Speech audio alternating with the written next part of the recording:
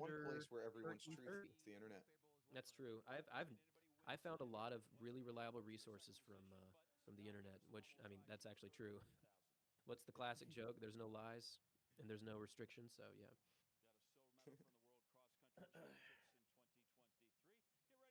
What would you say of all the distance running events?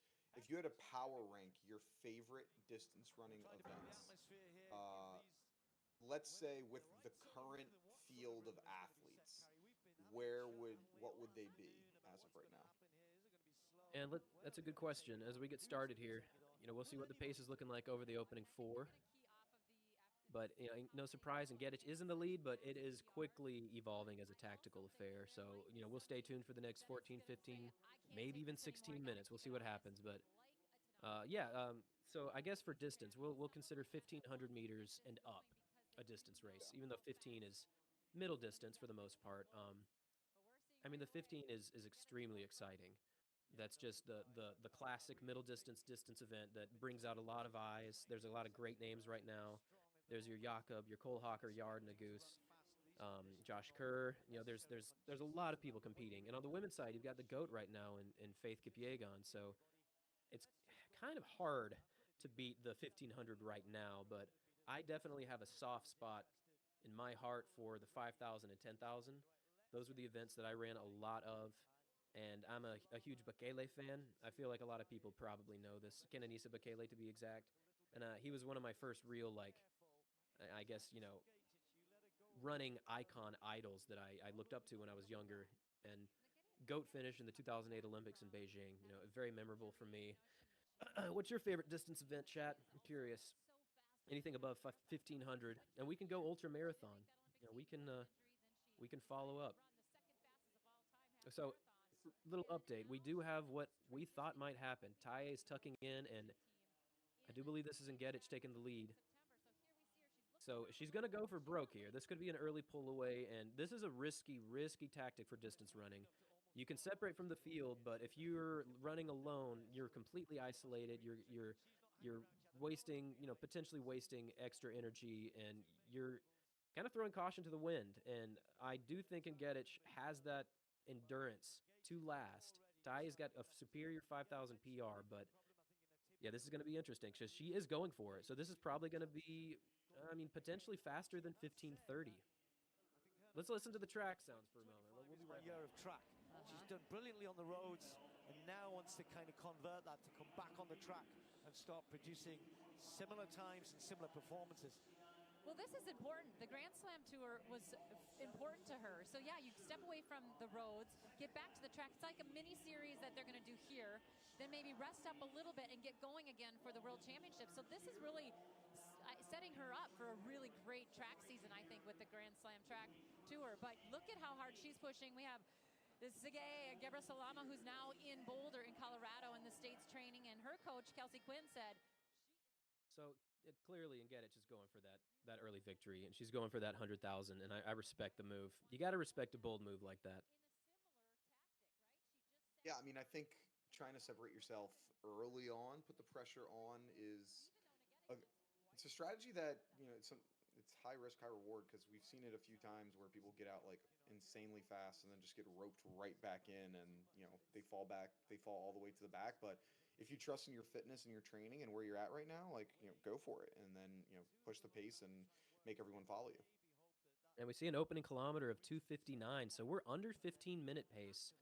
I would imagine Ngedich can do a tempo run with her in the lead, a time trial, if you will, under 15 minutes, even in the sweltering heat like Jamaica. So there's a real chance that she could hold on to this, but you can see Taye just staying close, not letting her get too far away, staying calm and relaxed. That's what you have to do if you're hoping to run someone down by the end. But, in a race like this with just 8 competitors, you could find yourself in no man's land. So if you're even in second, you don't really have a benefit over someone at first. You might have to try and close that gap, and it seems like she's trying to do that. So, but in Gedich, she's rattling off 67, 68-second quarters. I mean, she's just going to crank. She's got her head down. She's just pushing the pace. And she's got a 2.5-second gap over second. So that's a little increase from the last 400. So 407 through 1,400, she'll be probably right around 440, 445 through the mile. Impressive solo running Saying from I had Ngedich. a great line.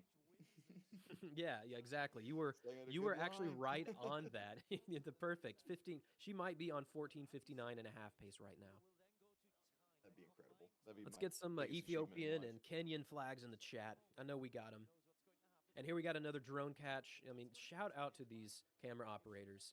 Each time we have a thumbs up that they've executed it perfectly. You know, respect it. Really do. Really closing here fast on this lap. You can see that gap is closing. Yeah, Taye is not letting her get too far away. She can't. And this is interesting because Taye finished first yesterday with Ngedich in second. What happens if Ngedich wins and Taye finishes second? Do they tie for the lead? That is an excellent question that I've been wondering and kept me up all night last night. Yeah, you I texted think me at if 4 I had a.m. to and said, I can't guess, sleep, bro. exactly, like the chat was going crazy. Well, so this is what I would think because it's 100K if you win, it's 50K if you come in second, right? Hmm. So what I'm thinking they would do is they would take that $150,000 and then divide it in half. So then both of them would get, what is that, $75,000, and then the third place would get the third place money. That's what I would think would happen if I had to guess. I actually might have an answer to this because I'm seeing on Grand Slam Track's page for the events that have finished in total, is there a total time that they've added together? Because if they take Yeah, I total see that. time, There's something. that would make that would sort of answer the question. And I think it's splitting the prize purse would be, you know, great. Both athletes would be like, okay, I'd rather have 75 than 50 or however they might break it down. But if they do combine the times together, getting confirmation on that, I don't know if that's true or not. But if they do it by total amount of time instead of just placement, then we're talking, you know, the 5,000 could allow for Ngedish to jump up to that first place position. We'll confirm as that goes along, but Taye is staying close to Ngedish. This is exciting.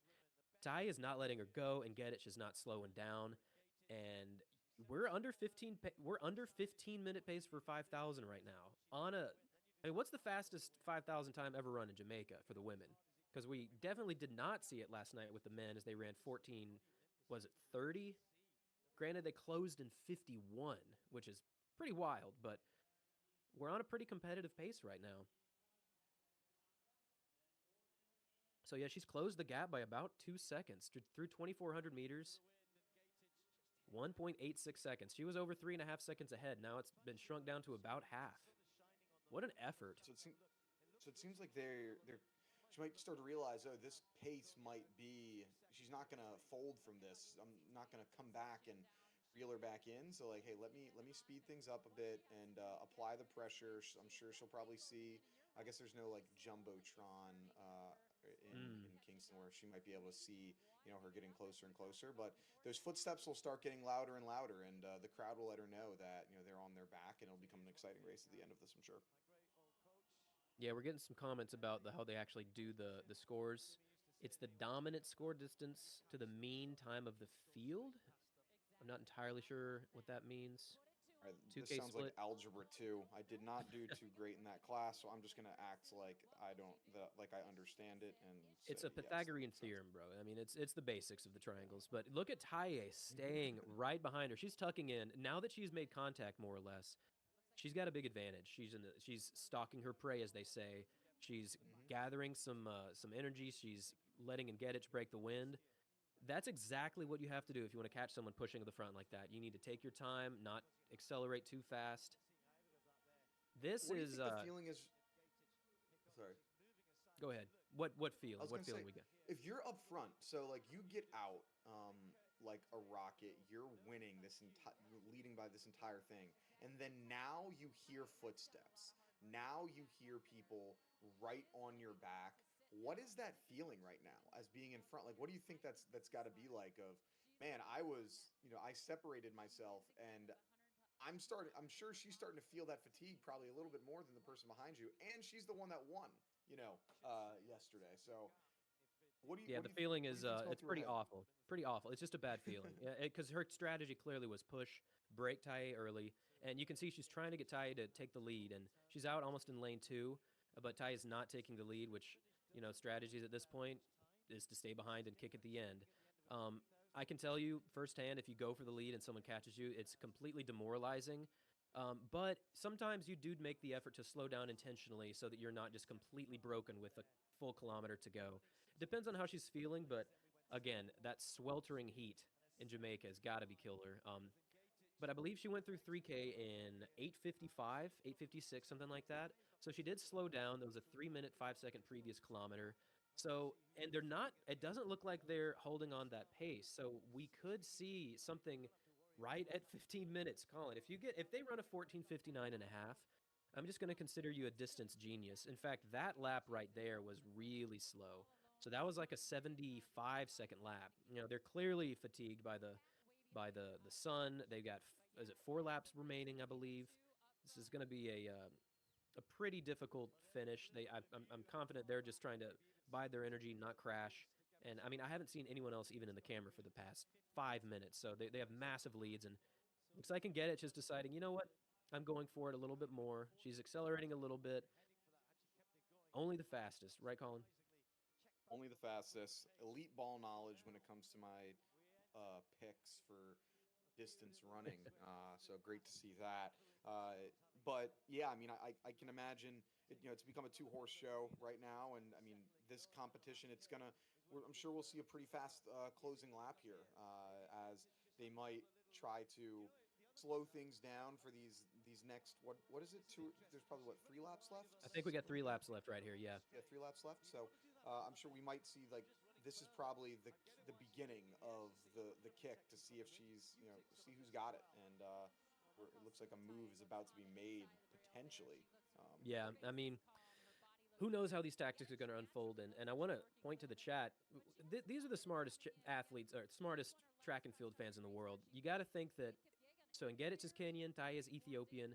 They're used to the heat. They are used to a lot of heat and humidity. It's probably not completely the same as Jamaica, especially at 3 p.m. in the afternoon. That sun is directly over your head, and it's going to be suffocating. But if there's anyone that's going to be able to endure these elements, it's these 2 ladies. And I think that we are going to see a blistering finish. Who knows what they're thinking, though? I think we need to get some water stations at the 200-meter marks for the 5,000 meters on the men's and women's side. They actually do put that there for 10,000 meters during a lot of world champs. But, I mean, 5,000 and 10,000... both very long events, and I don't want to see anyone get heat stroke out here. And the people. He's not just total running productions; he's total water productions as well. Yes. Gotta love it. H2O is our friend, and we have seen some issues. Kenenisa Bekele, a long time ago, shout out to Ethiopia, he was not able to finish, I believe, the 2008 World Championships for cross country in Kenya because it was literally so hot, around 100 degrees Fahrenheit. His mind and body just crashed. So this is definitely on the hotter side of running, as we see another great drone catch from our camera operators. But let's talk about the placement of these two runners here. And Getich has been hoping Taye would take the lead just on the outside, and it hasn't happened for about 1,200 meters. He's been running more, like, I'm thinking this is not going to be a great strategy. Taye should obviously win this because, I mean, she's running a pretty significant amount less because she's on the outside of this lane. I'm sure she's probably by this point ran an extra 10, over the course of this entire race, maybe over an extra 10, 15 meters just by being on the outside of this lane, hoping for her to overtake her. And so I think Taye kind of knows that, hey, this is going to be my race to win. When do I want to crank it up? Because there's no way that she's going to be able to have that amount of speed and endurance towards the tail end here, given that she's been on the outside hoping for someone to kind of take the reins. Yeah, and we just hit 1 lap to go, 13:49. Let's head to the track for the sights and sounds. Overturn the result of the 3,000. She's run so many meters more than Taye by running on the outside of a lane. And Taye this time is thinking, I'm not hanging around here, just winding up. This isn't the big kick yet. This isn't the putting your foot down. This isn't the change in the gears. That's why Ejgayehu is just hanging in there. Taye just wanting to set this up for herself. Taye looks to be getting ready to have that final push, but Ejgayehu is trying to move a little bit to the inside. I would say get on the outside, and there she lets her in on the inside. Well, Taye was doing what you always do, was kind of going, we're going to have to run wide, but that little push there, she wasn't ready to start, but that was like the motor being fired just on up there. time. Ejgayehu Taye into the home straight. it. She did this in the 3000, but not quite to this effect. I think she'll be a little this under, time but it's man, going to be good call. a significant victory. Charging down the home straight has put a lot of distance Man, what a between herself strategy. and Gatic.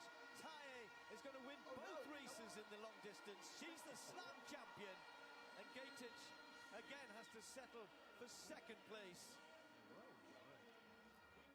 Yeah, we got another double winner. Taye wins the $100,000. What a race.